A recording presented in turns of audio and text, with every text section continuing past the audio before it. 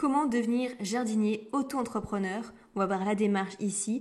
Attention, ce n'est pas paysagiste. Paysagiste, il faut créer une entreprise individuelle. On va bien regarder les différentes étapes parce que je vois que dans d'autres vidéos, beaucoup se trompent. On ne peut pas devenir paysagiste auto-entrepreneur et on ne peut pas devenir aussi jardinier auto-entrepreneur avec le code NAF principal. Il faut que l'activité principale soit autre et pourtant c'est tout à fait possible. Je vais vous montrer la démarche complète en 2025. C'est parti. On verra par exemple les compétences et les qualités nécessaires pour l'être, le matériel indispensable, les démarches administratives de A à Z, comment fixer ses tarifs, trouver et fidéliser des clients, organiser son travail, comment développer son activité et les avantages et les inconvénients du métier. Donc, qu'est-ce qu'un jardinier auto-entrepreneur? C'est un professionnel qui est indépendant, qui s'occupe de l'entretien des espaces verts. Donc, tout ce qui est tonte, taille, désherbage, plantation, création de jardin. C'est excellent pour pouvoir démarrer sans diplôme, sans compétences particulières et pour pouvoir se faire une clientèle régulière. Alors, les compétences nécessaires. Il faut quand même un peu de connaissance des plantes et des saisons. Donc, il faut connaître les techniques de taille, de plantation et d'entretien. Ça s'apprend très rapidement sur YouTube. Une bonne condition physique et un sens du relationnel pour fidéliser vos clients. Si vous n'avez pas encore toutes ces compétences, pas de panique. Soit vous vous formez sur YouTube, vous regardez un petit peu les techniques, soit vous faites une formation professionnelle comme le CAP qui s'appelle Travaux paysagers ou des stages chez des paysagistes qui peuvent vous aider à acquérir les bases. Alors au niveau des démarches administratives pour se lancer. Alors là, il y a deux versions. Soit vous faites la version où vous faites tout vous-même, c'est-à-dire que vous vous inscrivez sur le site de l'URSSAF, sur ce lien auto-entrepreneur.ursaf.fr. Vous choisissez la catégorie service à la personne ou entretien et création de jardin selon vos prestations. Vous obtenez votre ciré. Vous ensuite déclarez à la chambre de métier ou de l'artisanat si vous proposez des travaux d'aménagement et souscrire à une assurance responsabilité civile professionnelle. Ou alors vous déléguez toutes les démarches à Legal Place. Je vais vous montrer la démarche de A à Z juste après. Par contre, est-ce qu'il faut un diplôme? Non, ce n'est pas obligatoire pour l'entretien de jardin, mais c'est recommandé pour des travaux techniques comme l'élagage. Donc tout de suite, je vous montre comment tout déléguer au niveau des démarches si on passe par Legal Place. Donc pour les démarches, vous arrivez sur cette page en cliquant sur le lien dans la description. Vous cliquez sur Créer micro-entreprise. Quand souhaitez-vous démarrer votre activité dès que possible? Avez-vous déjà été auto-entrepreneur? Non. Donc là, êtes-vous sûr de vouloir créer une micro-entreprise? Oui.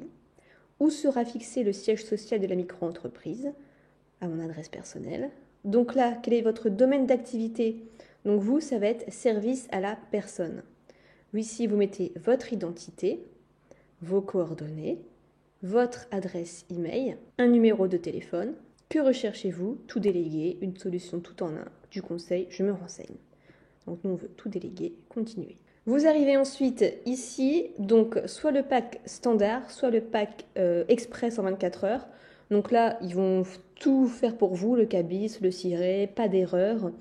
Ici en plus, vous avez traitement express en 24 heures si c'est urgent, une juriste illimitée et voir si vous pouvez obtenir l'ACRE. L'ACRE, en gros, si vous avez entre 18 et 25 ans et si vous êtes au chômage, vous pouvez avoir l'ACRE. C'est-à-dire que vous payez moins de cotisations sociales à l'URSSAF chaque mois.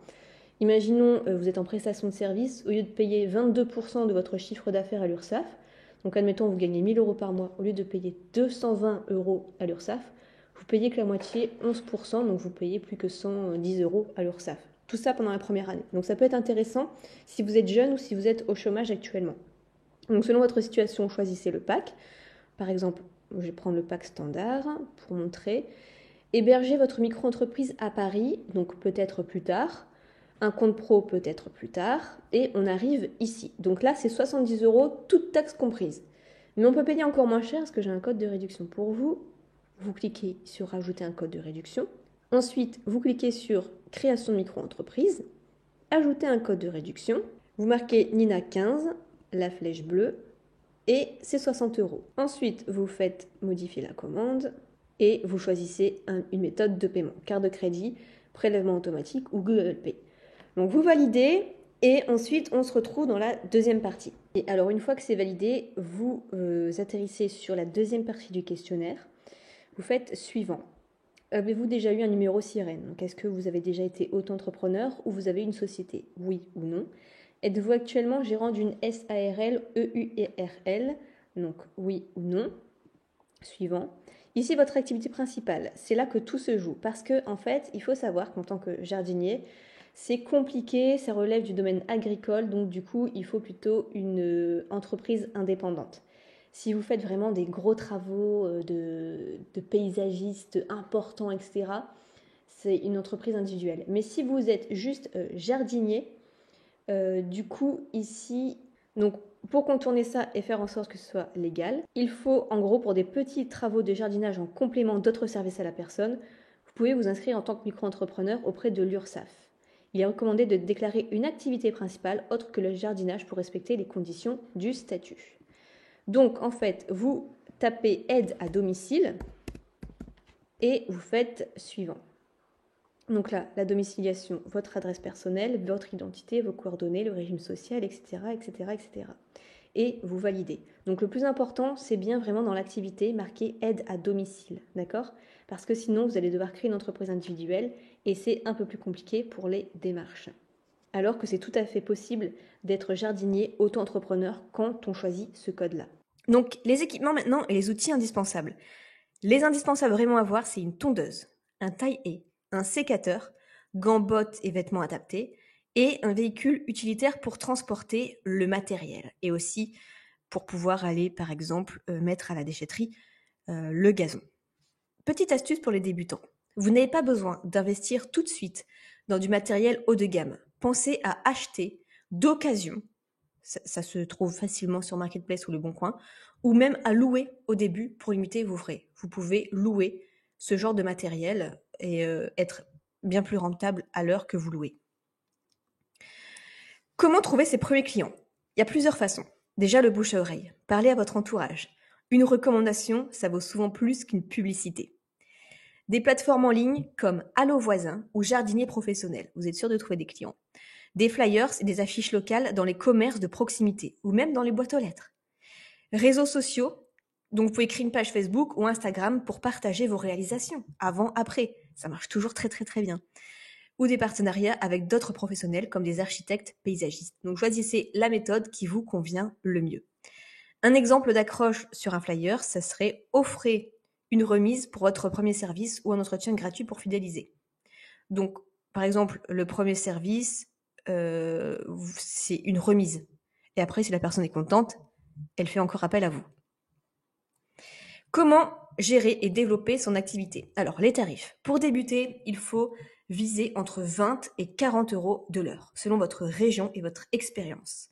Il faut organiser vos journées. Donc ça, utilisez quand même un agenda ou une application pour planifier vos missions et vous y retrouver. Fidélisez vos clients, soyez ponctuels, professionnels et proposez des contrats d'entretien réguliers. Ça va vous assurer des revenus stables. Petite idée avancée. Proposez des services complémentaires comme l'aménagement floral ou l'installation de systèmes d'arrosage automatique pour augmenter vos revenus. C'est ce qui fera la différence entre vous et un autre jardinier. Les avantages et les inconvénients du métier. Les avantages, travailler en plein air, c'est sympa quand il fait beau. Indépendance, vous choisissez aussi vos horaires, satisfaction des clients et de voir le résultat avant-après. Les inconvénients, bon, en hiver, c'est moins cool, conditions météo parfois difficiles, alors qu'il faut le faire quand même, et charge physique importante. C'est vrai que c'est quand même très physique. Petite anecdote, un jour, j'ai rencontré un jardinier qui m'a dit « Chaque jardin a une histoire à raconter et c'est un plaisir d'y contribuer ». Si vous avez la moindre petite question, n'hésitez pas à me la poser en commentaire, je répondrai à tout le monde. J'espère que ce guide complet aura été assez complet pour vous et je vous souhaite plein de succès dans cette nouvelle aventure.